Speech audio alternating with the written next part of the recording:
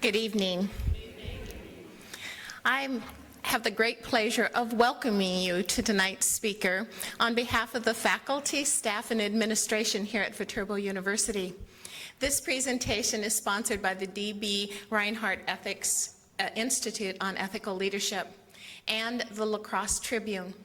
Amy Dickinson's speech tonight about second chances kicks off our conference on hope. And what better thing to talk about when we start talking about hope than the human relationship between each and every one of us, and those human relationships growing to help the whole universe with peace and justice. If you're sitting here for the first time in this lovely facility, I'd like to remind you that this is the brainchild, the dream come true of the Franciscan Sisters of Perpetual Adoration, who 40 years ago built this building to help us relate with one another and the arts. And it is my great pleasure to welcome you, as they have done year after year, to the community here in La Crosse and the community here at Viterbo.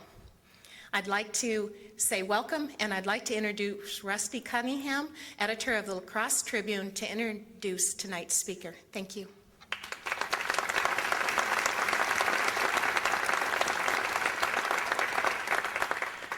In this age of texting and tweeting, I have good news for you.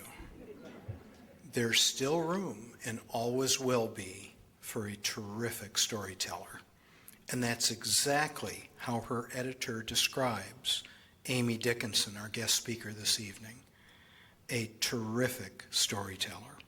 Her editor also says, quote, Amy understands the personal issues affecting millions of people in their everyday lives and offers grounded advice for healthy, lasting relationships. From my perspective, I have to tell you that I think Amy blends all of that great journalistic talent with all of her worldly experiences, and she provides trusted advice to each of her letter writers with the same care that she would provide to her closest friend. Not that there's any pressure, mind you.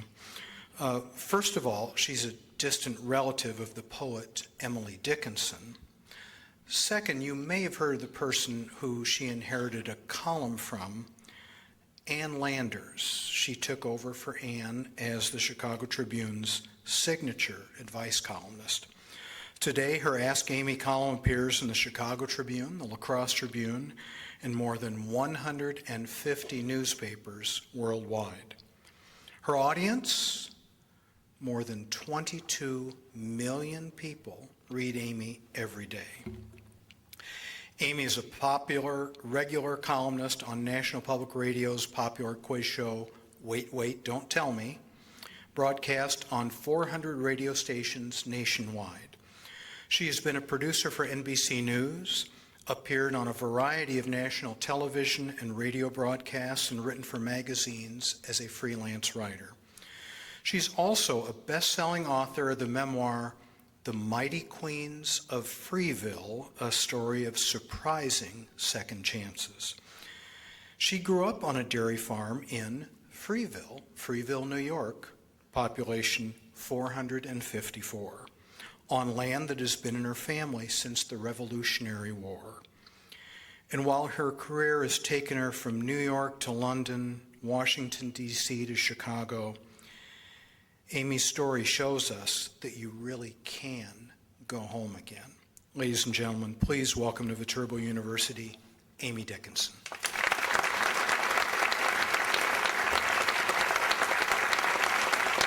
Hello. Hi. Thank you so much.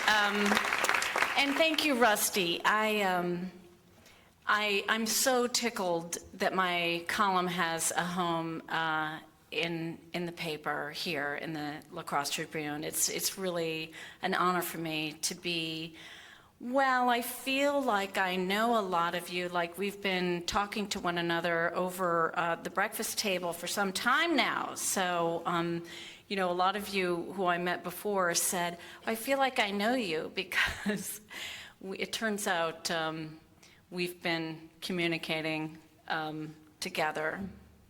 So hope is a thing, the thing with feathers. Emily Dickinson wrote that. And in her poem about hope, she compared hope to a bird. And in the last stanza of her poem, she talks about a bird singing in a storm. And I'd like to take this opportunity to thank the Sisters of Perpetual Adoration, because their mission, which really just, when I learned about what they do, I'm so honored to be here among you, because that's what you are doing, is singing in the storm, and thank you for doing that. I had the honor to meet several of the sisters earlier, and they're my kind of peeps for sure. So absolutely, as you will learn. And so what I'm going to do, this is sort of a first for me. I've decided to create a little slideshow for you, because I'm going to talk a little bit about my life and my career, and hopefully this won't be quite as dreadful as a lot of the slideshows you've watched from your cousin's vacation to Boca. But please bear with me, because it involves technology, and that's never a good thing, but we'll see if this works out. So let me see. So, one thing I love La Crosse. I haven't been here very long, but I've completely fallen in love with this place, and I very much identify with smaller places. And one thing I love about small places is the small places tend to like to celebrate really big things. And once, of course, I learned about the world's largest six-pack. I'm done. I'm there. And you got Rick Santorum to bowl, so it's all good. It's all good. So yeah, my heart belongs to the six-packs here. But recently, I travel a lot, and recently I was in Las Vegas, and regrettably, I guess, I wasn't gambling. I was working. And one morning, I was walking through a casino looking for a Xerox machine. Can you imagine trying to find a Xerox machine in a casino? It did not go well.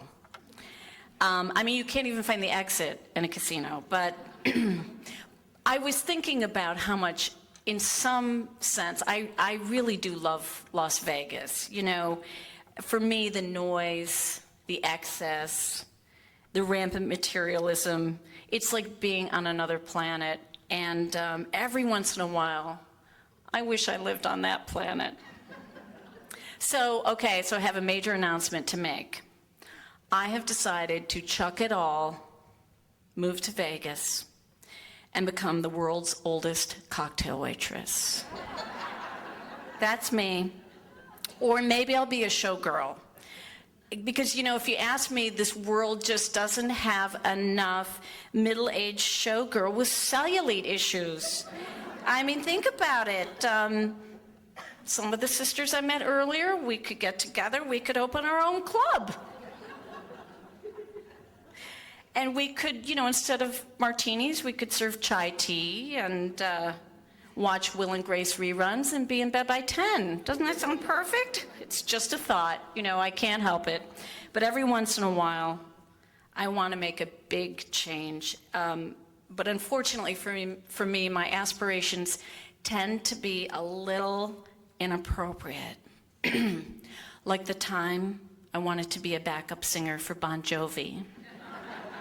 Okay, that ended badly, but the restraining order runs out soon, and so I hope to get back in there and try again. Because every now and then, look how cute he was in his hair.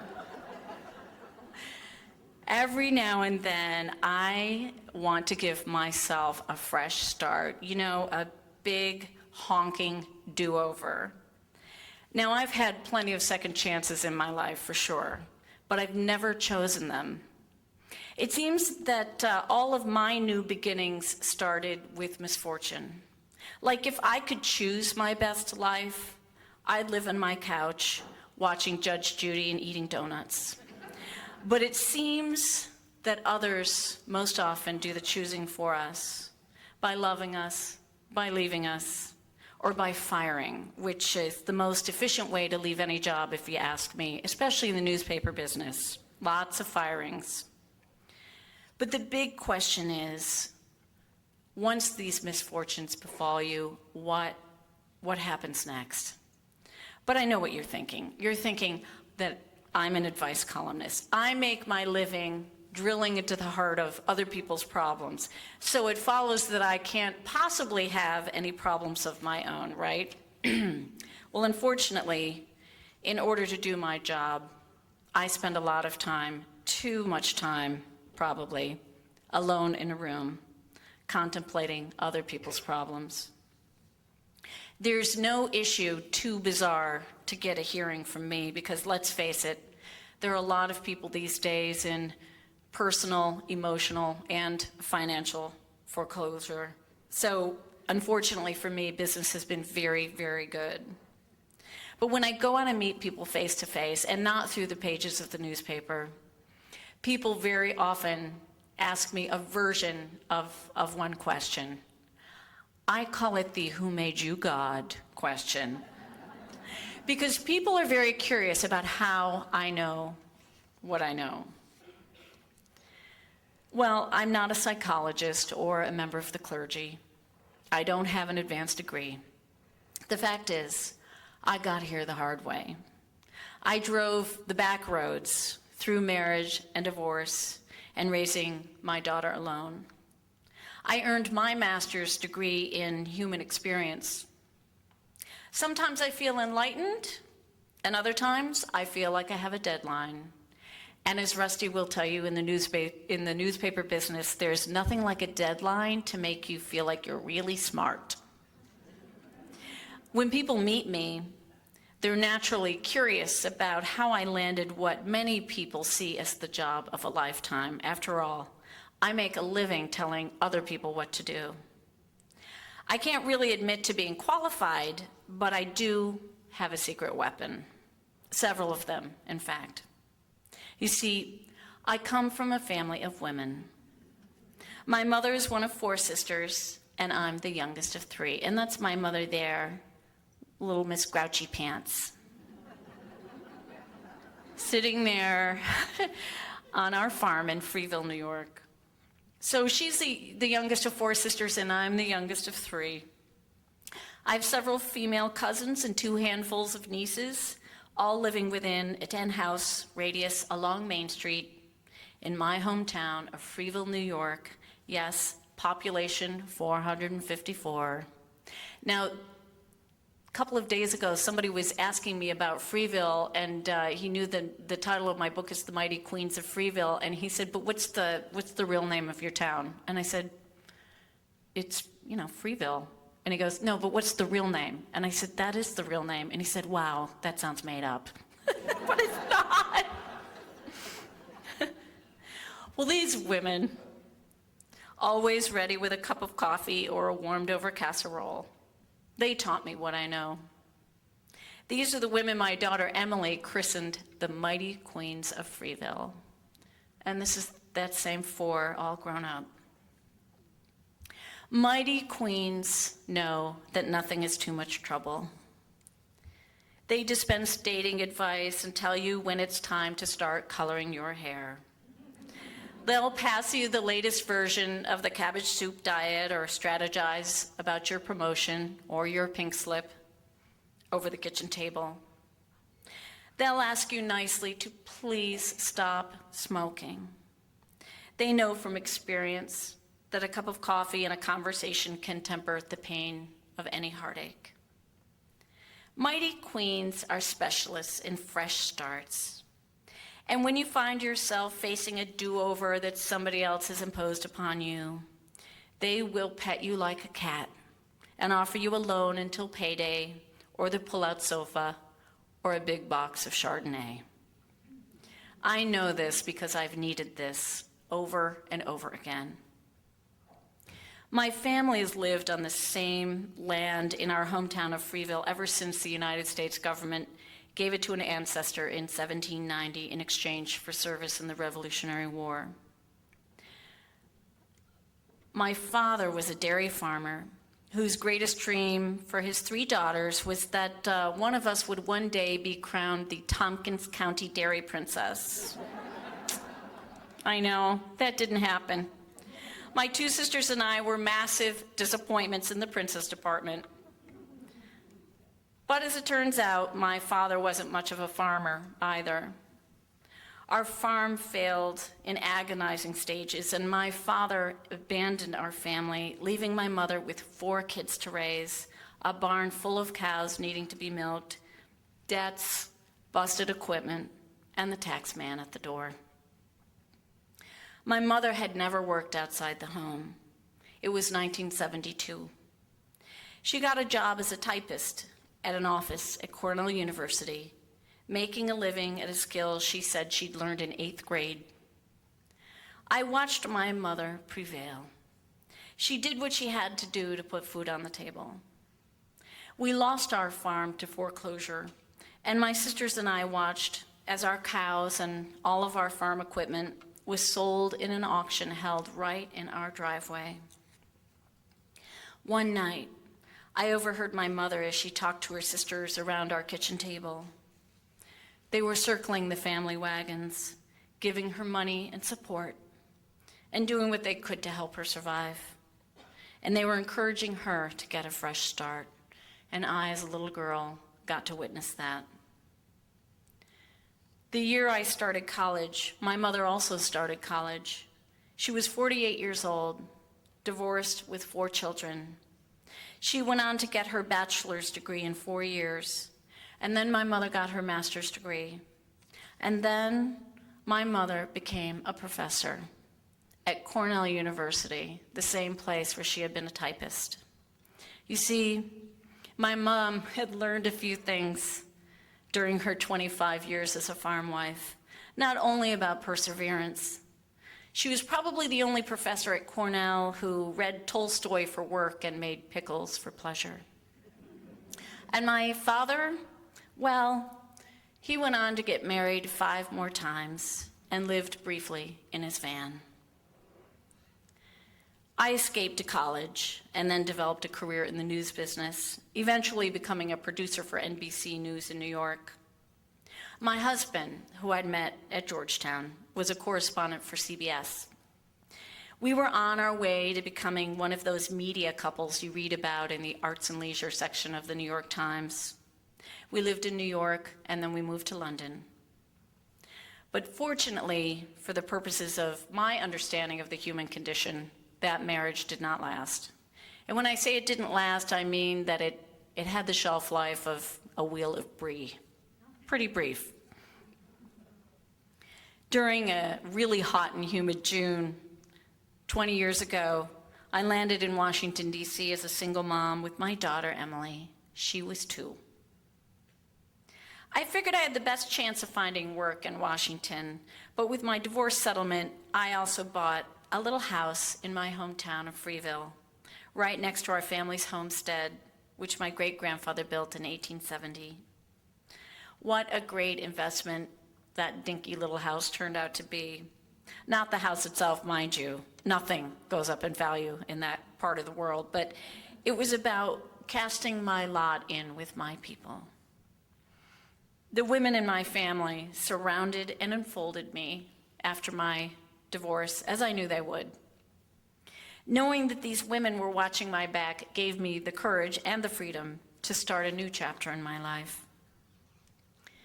I concentrated on raising Emily, and eventually I built up a nice career as a freelance writer, writing pieces for the Washington Post and various magazines. Eventually, I worked my way up to my own column at Time magazine. I enjoyed my career as a freelance writer mainly because I didn't have to wear pants to work. You know, along with being a television anchorman, also a job where wearing pants is definitely optional. You should see Brian Williams from the waist up, looks one way, waist down, shorts. So along with, an anchorman where wearing pants is optional, freelancing from home is probably the nicest pantless job there is. But after the September 11th terrorist attacks, my work as a freelancer and my cushy column at Time magazine dried up and blew away absolutely overnight. I started living off of credit cards and spending a lot of time on my couch. That's when I became a huge Judge Judy fan, in fact. But then Ann Landers died. After the legendary advice columnist's death in 2002, I emailed an editor at the Chicago Tribune. This is a guy I knew. He was sort of a friend of mine. And I sent him an email and I said, now there's a job I can do. Ha, ha, ha, ha, ha, ha. All caps across the page, the way you do when you're joking. It was a joke.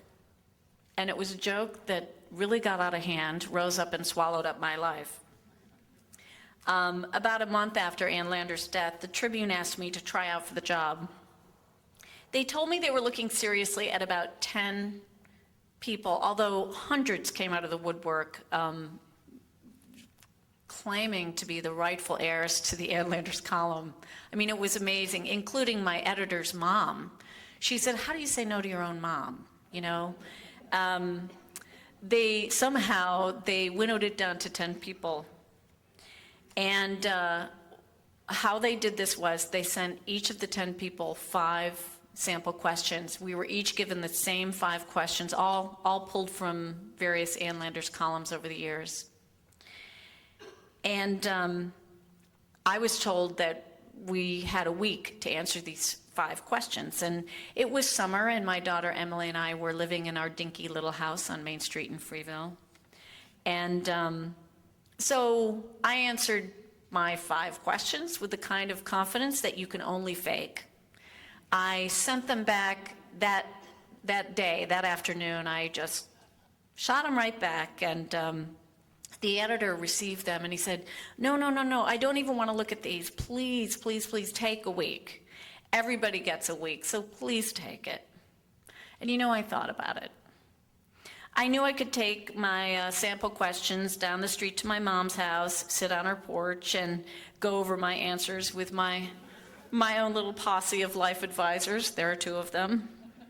All the opinionated and passionate women in my family. And I said to him, no, I don't want a week. This is how I would write this column, and if you want me to do it, this is how I'd do it. Well, later on, they told me that my answers to these questions weren't exactly everyone's first choice. I think it's a little strange in the newspaper business that they love focus groups, which is strange because I think newspapers, they're supposed to tell other people what's going on, and yet they like to test things. And so the Tribune told me they pulled together 9 different focus groups all over Chicago to test these 10 columns for these different little citizen groups. And so afterwards, they told me that there was a very clear choice among all of the 9 focus groups. They did agree, and they had a very clear first choice, and that of all of the readers and all of the focus groups, the number 1 choice was to bring Ann Landers back from the dead. Right. Bringing Ann Landers back from the dead was the one thing that they could agree upon. But once bringing Ann Landers back was eliminated as a possibility, it was decided that I would do. So I got this job by coming in second. And so I started over again. Emily and I moved from Washington to Chicago, and I enrolled my sulking 9th grader in high school. Eventually, she stopped sulking and she started to thrive because, you see, Emily was learning early in life what it took me decades to figure out. You have a role to play in your own happiness. I won't kid you. It's hard. My column runs 7 days a week. I get hundreds of emails each day and little piles of letters. People have some problems, let me tell you. In my time as an advice columnist, going on 9 years, I've tackled bushels of letters from depressed fetishists, anxious brides, and upset mothers-in-law. One casualty of my job was that I had put my own problems on the back burner. My own life was suspended. You see, the reason is simple. It's a lot easier to focus on other people than to heal what ails you. But then 4 years ago, I faced a choice when I sent my daughter off for her first year of college. And there we are at William and Mary. My mother was ill now, and I keenly felt the tug of my little hometown, now halfway across the country. And so I did what a lot of people, a lot of women my age are doing. I went home, and I started yet again. I continued writing my column every day, not from my office at the magnificent Tribune Tower building on Michigan Avenue in Chicago, but from my dinky little house on Main Street. Every day I went down to my mom's house just down the street, and my sisters and I traded duties, cooking meals, cleaning, and watching Law and Order reruns with her. And what is it about Law and Order? Is it Jerry Orbach? He's dreamy, but it's like, I think I've seen every Law and Order many, many, many times over. But unfortunately, and very sadly, the rheumatoid arthritis that my mother suffered from for the last 25 years disabled her in very heartbreaking degrees. But she and I would visit, talk about books, go to the movies, and take drives through the countryside. And I tried to do for my mom some of the things that she had done for me. And I didn't even realize I'd become good at it until one time when we were at dinner. And I leaned over and I cut my mother's meat for her. The way you do when your kids are little and you don't even think about it. But I knew my big city priorities had really changed the day I skipped a conference call with my lawyer to take my mother's cat to the vet to be shaved. Don't laugh at this. That is one pretty bad cat. You know, some animals, like when they get those cones on, they look embarrassed. She just looks like, why me? I know. Now you might wonder why a cat needs to be shaved, or who could possibly make enough money to shave cats for a living. I too had all of these questions, and the answers are, number one, mats and burrs. And number two, no one makes enough money to shave cats for a living, but they do it anyway. My aunts, Lena, Millie, and Jean, and mother, my cousins, sisters, and I have a weekly tradition of meeting at a local diner, appropriately named the Queen Diner, on Wednesdays for breakfast. Even though we live within yards of each other and see one another practically constantly, we still have a hankering to get together on a regular schedule to continue our lifelong conversation over coffee. And while there, the women in my life advise me each and every week about how to run my life and write my column. And every week I nod my head, try to ignore them, and then do exactly as they say. But after a few months of living home full-time, I went back to Chicago on a business trip. And being out of Freeville made me think. I'm deep into the shank of middle age. I've seen the world, but I'm living on the same tiny patch of land where I was born. I'm surrounded by people who are absolutely not impressed with me. They don't care that my column has 22 million, readers every day, that I've been on the Today Show, and that I've locked horns with Barbara Walters and Bill O'Reilly, or that my name was once used as a clue on Jeopardy. I don't care. I love this. I learned that my name had been used as a clue on Jeopardy. I was so thrilled. I feel like that's it. So, like a fool, I emailed my boss, the editor-in-chief of the Chicago Tribune, and I was like, hey, just FYI, my name was used as a clue on Jeopardy, preening, wanting attention. I think I wanted to show her that I was a success and that the column was successful. So she emailed me back and she said, well, it's really only impressive if the person got the answer right. Ouch. Ouch. But I'm living in my hometown. Nobody cares about these impressive achievements of mine.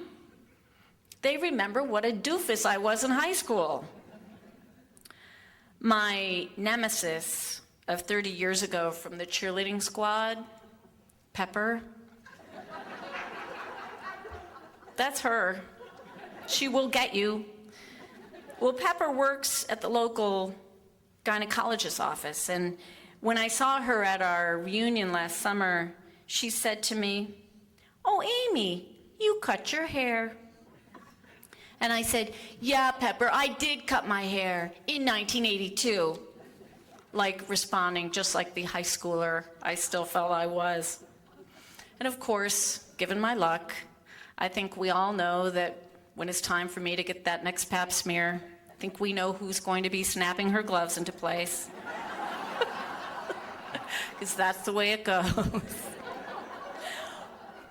So I started thinking about my choices, I was out of Freeville for a few days, and I started wondering if driving elderly people around or taking cats to the vet to be shaved was really the best use of my time.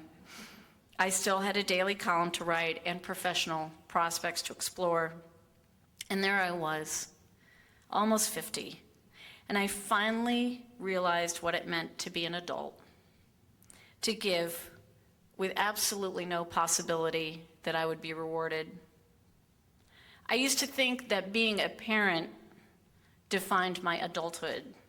Mothering was the making of me, I thought, but emotionally, mothering is little league caretaking. It's nothing compared with trying to keep these wonderful women in my life, knowing all the while that one day they will leave it. And there they are at a parade. I'm from a very extreme climate. You know what that's like. And so when the sun finally comes out, we just have parades constantly. It's like, whoa, look, get the floats. It's nice out. So we do like to parade around. The parade season is fairly short. The barbecue chicken season is a little longer, but these are some of my peeps at a parade last summer. But it's a unique and substantial burden that people in my generation face. We can have babies until we're 50 years old, and still our parents linger at the party, too healthy to give up this world. And studies show, and so many letters that come into my column reflect, that this lifestyle of being sandwiched between two generations that need us, it's extremely hard on us. We miss work, we miss school, we miss having friendships and relationships because of our caregiving duties. We get sick and we get tired, and we wonder when we'll catch a break.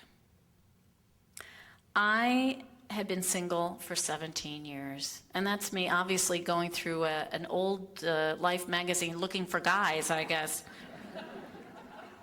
So I was single forever, and I hadn't had a date in many, many, many moons, and the last thing my daughter said to me when I dropped her off at college, literally, no kidding, the last thing she said, she went like, roll down the window, Mom. I rolled it down, and she said, it's called Match.com. She said, You just type in your zip code and a list of guys just pops up. Okay, so fine. So I drove back to Freeville and I typed in Freeville zip code and what do you know? All of the guys in the Match.com database looked, how to say this, quite familiar to me. One of them was, no kidding, Pepper's ex-husband. True. Awkward. Okay, so I couldn't think of the last time I'd come home tipsy and decided to sleep in. And I started to look forward to my Wednesday morning diner breakfast with the women in my life the way I used to look forward to going out on dates. On Wednesdays, I wore lipstick. I actually caught myself getting primped up for my niece's soccer game, and I thought, this is really a new low. It's like, a million years ago, I lived on this little island, a little tourist island, and I lived there through the winter, and it gets pretty sparse. And the ferry goes from arriving many times a day to once a week. And pretty quickly, meeting the ferry sort of becomes like the thing that you do.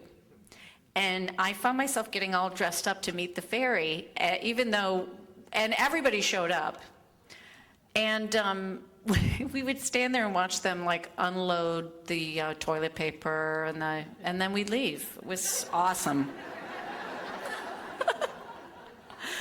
So, you know, you lose perspective. So I decided to keep myself busy and tell my own story, to tell about how I know what I know, to write about the mighty queens in my life and how they've propped me up through my lowest moments and occasionally smacked me when I've needed to be taken down a notch. I realized that in a life full of fresh starts, these people gave me the courage to take chances. They've taught me by example what it means to be an adult. They showed me how to be in a family, and how when you're in a family, you're in it all the way, from the best to the worst hair days and all the days in between. But you know, writing a book is hard work. There's a lot of pacing involved, turns out. And now my little house on Main Street was starting to feel way too small. See, I fixed it up a little bit. I wanted 10 more feet of space upstairs with a sleeping porch. I had this vision. I could see it in my mind's eye. You know, sometimes I would go upstairs and just press my hands against the back wall of that little house and just move. Well, I called a local builder I knew and I asked him to come take a look. I first met Bruno when I was in 7th grade. Over the years, he'd built up a successful business, and Emily and I, we'd see signs bearing his name in front of construction projects and handsome historic renovations around the county. We ran into Bruno now and then with his daughters at day camp or ice skating or over at the Surefine Food Mart. When I checked his company's website, I noticed his motto, "Dreams built on time." Well, Bruno said he was happy to hear from me and that he'd meet me at the house to talk to me about my renovation project. He parked his red truck in my driveway and came inside. He walked around the little place, which didn't take long. It's like 800 square feet. He went upstairs and down, and then he grabbed a piece of paper and sketched out the floor plan. Well, what do you think? I found myself, it was like I was channeling a cartoon chipmunk. He looked me right in the eye. Wow, his eyes are blue, I thought. And he said, Amy, it's like this. This is a tiny little house on a little teeny tiny lot right on the street. Well, the renovation would cost more than the house is worth. And then he paused and he thought, and he said, now some little houses are so special that it doesn't matter. You'll just do whatever it takes to make them right. Well, I thought about the day that Emily and I moved in and how as the realtor stood there, the screen door came off in my hand and fell onto the porch. And the realtor was like, "Ooh, gotta go." And my whole family was on the porch there watching me, shaking their heads. But every year I'd done one thing to the little place as I could afford it, and now I thought it was on the verge of being kind of adorable. I was proud of my little house, and I was happy that Bruno thought it was so special. He had a reputation for having absolutely impeccable taste. And he went on, "This, however, is not one of those special little houses." He said, I think if you want a bigger house, you should just move." He asked if he could sit down, and I offered him some coffee. And he asked if I had heard about his divorce, and I had not. He started to talk. He stayed a little longer, and then he stayed a little longer after that. And after he left, I thought about him. Like everybody else in my hometown world, I've known him for most of my life. He was one of 13 children who grew up in a dairy farm 3 miles from ours. My sisters and I swam in their pond and ate very chaotic suppers at their dining room table. I remembered watching Bruno herd their Holsteins through the pasture and toward the barn for the evening milking. Watching as Bruno drove away that day, I remembered exactly the way he looked in his high school basketball uniform in 1974. From my yearbook. He was a rangy farm boy wearing a ponytail and short satin trunks. And with all the style changes over the years, why haven't those little short satin trunks ever come back? I mean, I might actually get interested in basketball. But Bruno, he had a nice jump shot, but his real strength was under the boards. But life seemed to have sanded down his edges. I felt terrible that he turned down my renovation project, and it wasn't just about the house. But it's funny how things happen. It was nothing like what my friends had told me over the years when they would try to worry me into a relationship. "Get out there, you'll never meet a guy in your living room," they'd tell me. And I took their advice, and I also reflected this take charge philosophy in my advice column, telling singles to sign up for online dating sites and take cooking classes.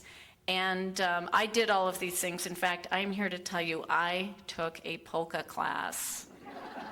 I hadn't thought it through. Who are you going to meet in a polka class? People who like to polka. It was actually held on the second floor over my bank, over the place where I bank. And I actually found myself doing the polka with one of the tellers at the bank. It was a little embarrassing. But I'd done all of these things. And I was single for so long that I'd stopped trying, I'd started trying, and then I'd given up all over again. I have forgotten and revived my adolescent crush on Donny Osmond for 40 years. And now, what do you know? It turns out you can meet a guy in your living room. Bruno and I met for coffee. We talked for a long time. We drank 3 gallons of coffee apiece. And then we drove out through town and into the countryside and past the fields, forests, and hills, and through the landscape of our shared childhoods. He talked about raising his daughters alone, and I talked about raising my daughter alone. Between us, we had 5 daughters, all in the throes of adolescence. His oldest and Emily were born exactly a week apart. Bruno told me the sad story of the ending of his marriage, and I told him mine. We'd both taken many, many years to try to figure out what had gone wrong. And then he said to me, "I have an idea, Amy. Let's do everything differently." Wow. Over the next few weeks, Bruno and I surrounded ourselves with our combined 5 daughters, sledding, skiing, skating, playing games, watching movies, and cooking together. I gingerly brought him around Mom and the aunties, and they offered their hearty approval. At our next breakfast at the Queen's, we clinked our coffee cups together to toast this very, very surprising romantic development. And you know, the vigor with which they did that made me realize how little, faith they had in me that I would ever find a guy. I was like, whoa, ladies. But then, one frosty night, standing together on the sidewalk in front of that little house, Bruno told me that he was sorry he had declined to renovate the house, but then, happily, he asked me if he could renovate my life instead. And I decided to let him. Because of what I do for a living, I'm often forced to think about lessons. What do I know that I can share with my readers? I do a lot of homework for the column. I read the latest self-help books. I review research and interview academics and clinicians. I study studies on human behavior. And I do have some lessons. These are things I've learned from my readers, things I've learned from my research, and yes, things I've learned from those great women who influenced me. And what I've learned also, of course, from making my own mistakes. Happiness is a choice. We're all stuck with our personal temperaments, but basic happiness is a choice anyone can try to make at the start of every day. And I love this picture because that's me and Emily at the carnival. I remember that day really well because I left a boatload of work to go to the carnival. And every time I look at that picture, I'm reminded of what a wise choice that was for me. We rode the rides. I ate hot sausage and pepper sandwich, which is like my favorite thing in the world. And I think that that photograph really reflects this relaxed kind of happy joy that I felt on that day. I'm so glad I chose to be happy. Another lesson I've learned is, I know it sounds simple, but speak the truth. This includes saying no when something is asked of you which you can't or won't be able to fulfill.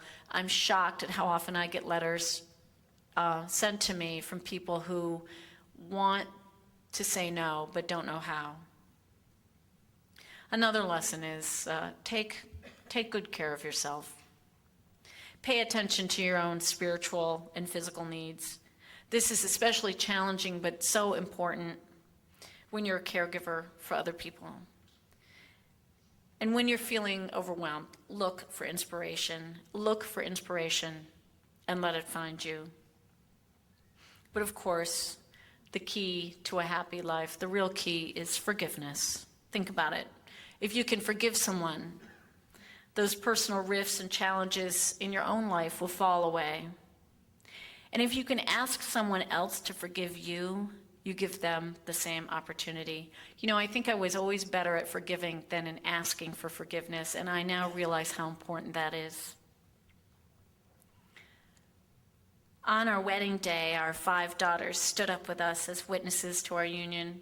That's the little chapel in Freeville, and the ladies in town filled the chapel with mason jars full of zinnias. It was very sweet and a very, very beautiful, beautiful scene.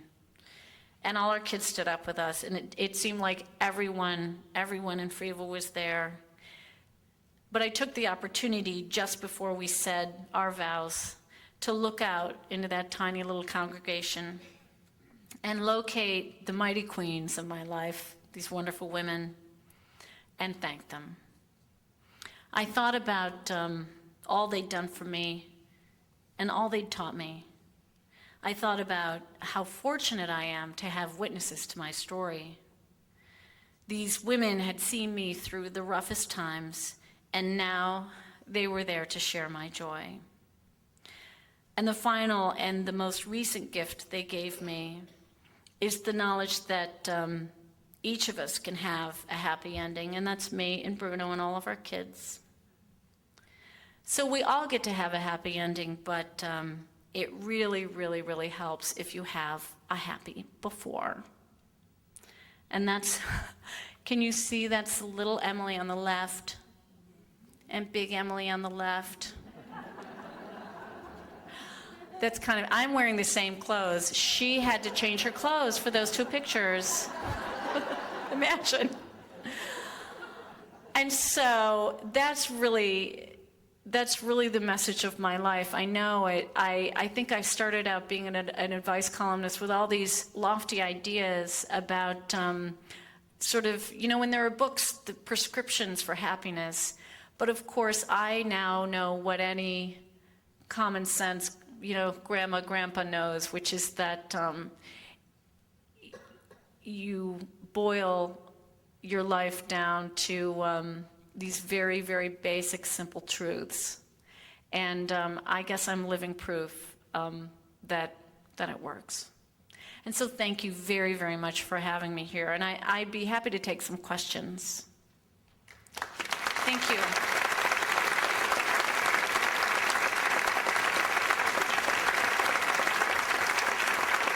Thank you, La Crosse. You are my kind of town, for sure. Anybody have any questions? It's kind of hard for me to see. No? Sisters? Go ahead. Don't be shy. Sir? What? This gentleman claims to have lived at 52 Main Street, Freeville, New York. Who are you? Yeah.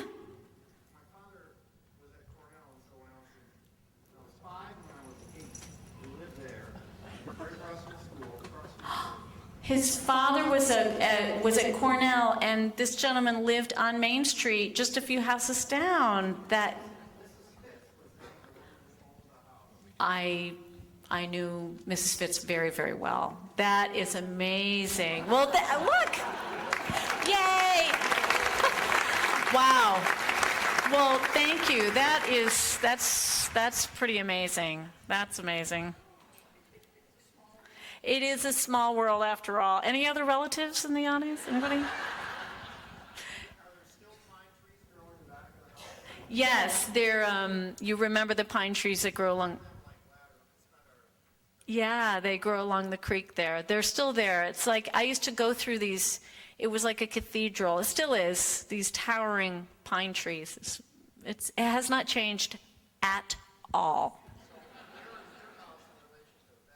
My house is like 5 houses away. So that is really cool. Very cool. Anybody else? Ma'am up there in the red? Or, yeah. I was just wondering, with all of the letters that you received, how do you choose which ones appear to tell? How do I choose the letters? Well, I came to this job, as you know, after a career mainly in broadcasting, in radio and television. And the Tribune was too cheap to, I mean, nothing I say leaves this room, right? But such was their faith in me that they, you know, several people tonight have asked me how large my staff is. I'm like, my staff is me, myself, and I. And such was their faith in this column that they were like, they gave me a cubicle and no help at all. But what I realized was that was a blessing, because I came to this job after a pretty long career in broadcasting. And when I read these letters, I absolutely hear them in my head. I do not, unlike, you know, other columns, I think one reason my column has done so well is it's lively. I don't rewrite the letters. I trim them a little bit, but I love the way people write. And so I choose, it's very quirky. I choose the letters based on my own sort of where I am, what I'm interested in, I try to balance it out. I try to create a bit of a narrative. There's usually one sort of heavier letter, and you know, the New York Times crossword goes like, is it like easiest on Monday and hardest on Saturday, something like that? Well, my column's the opposite. I tend to lead the week with the heavier questions, and then it gets a little, I try to match, believe it or not, I try to match the questions to the day of the week even. I will run a Friday question on a Friday, you know? It sounds dumb, but, so that's why, it's very quirky, but I do it, and I really love doing that. It's actually very, very time consuming for me to choose the letters, because when you think about it, if you choose the right letter, the answer suggests itself. And I really do give a lot of space to the letters. People complain that the letters are too long sometimes, but I don't know, I like that. So it's a quirky process. It's very personal and particular to me. Anybody else? Sir. Ma'am. With all the mail that you receive, can you give an indication of maybe a particular story or question that has given you great pause in your life, that has caused you to reflect or pray, that really weighed heavy on you, that may have impacted your personal life in any way? Yes, there are a number of letters that have really weighed very heavily. And anything involving a kid, any letter from a kid. I answered a letter last year, a little over a year ago, and this is an answer that I came to regret very quickly, because I was slammed in the media. I was, you know, the online world is just ready to pounce.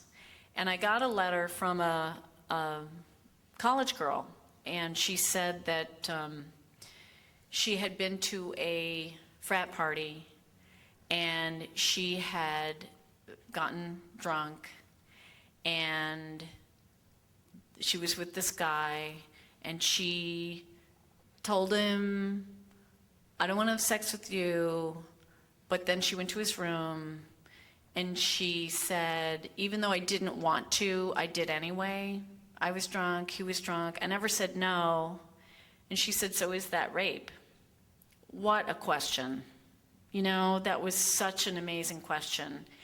And I called some, you know, I sort of had a point of view about that, but I called some experts, and they told me that yes, yes it is. You know, she did not give consent, and she was impaired, you know.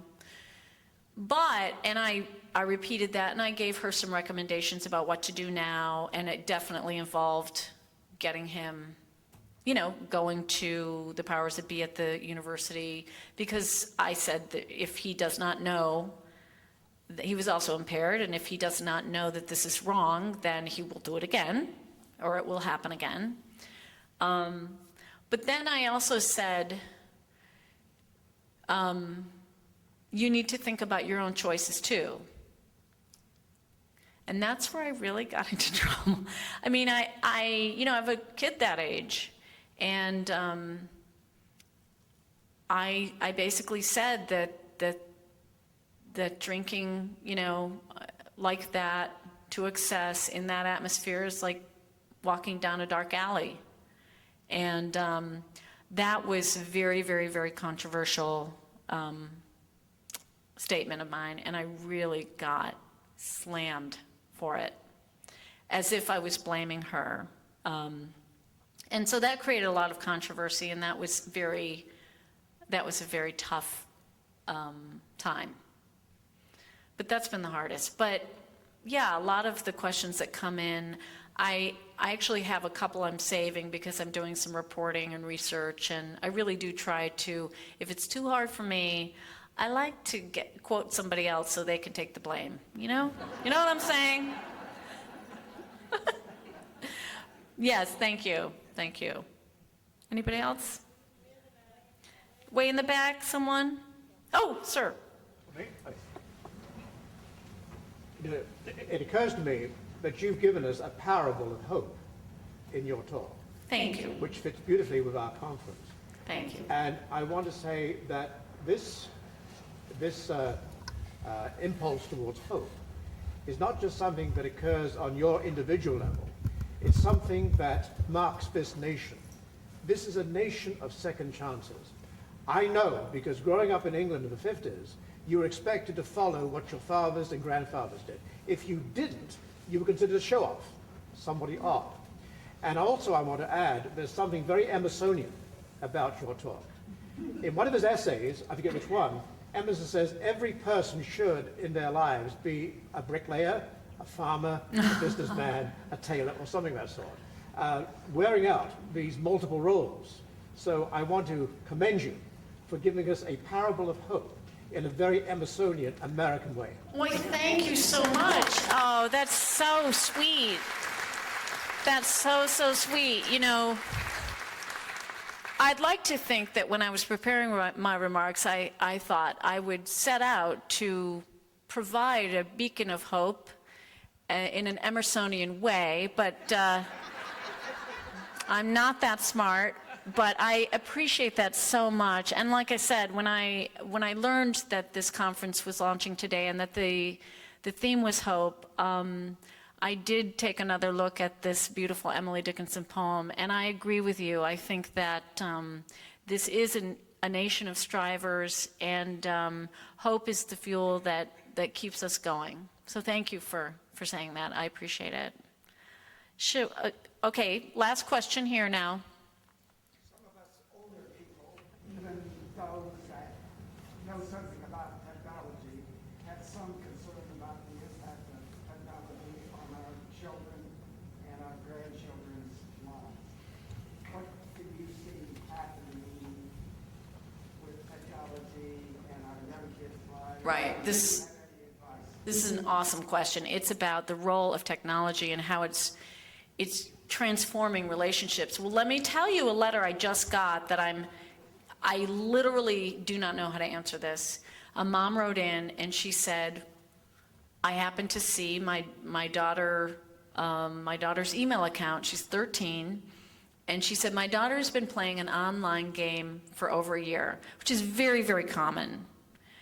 She's been gaming with these other people for over a year. And it seems, based on her email, that she is dating a boy online. This is an online relationship.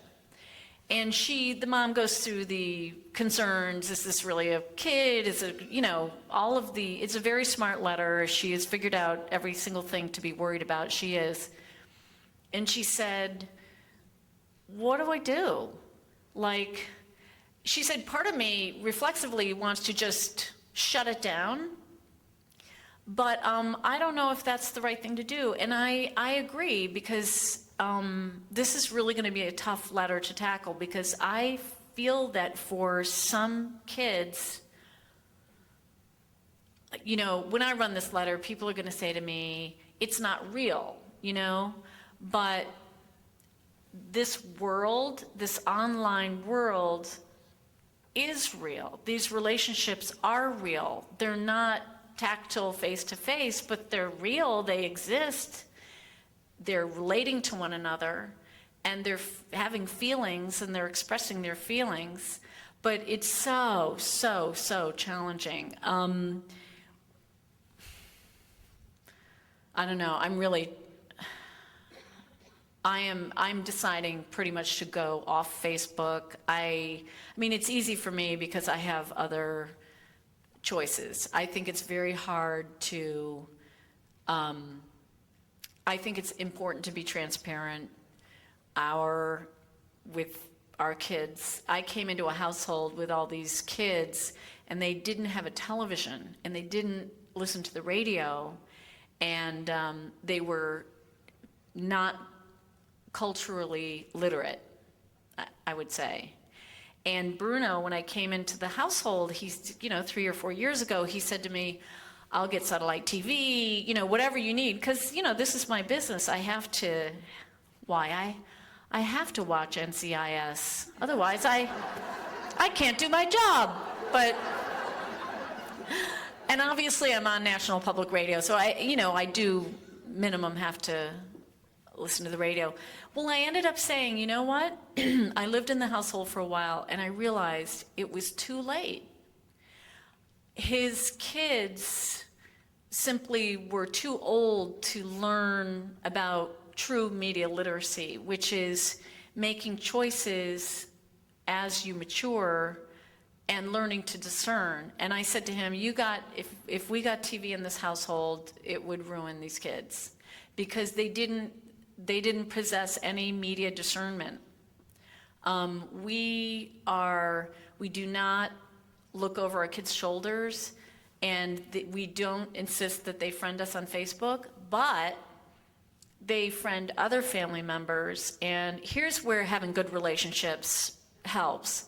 It's like they're friends with their cousins, and when one of my nephews was really riding off the rails, it was his peers who told us.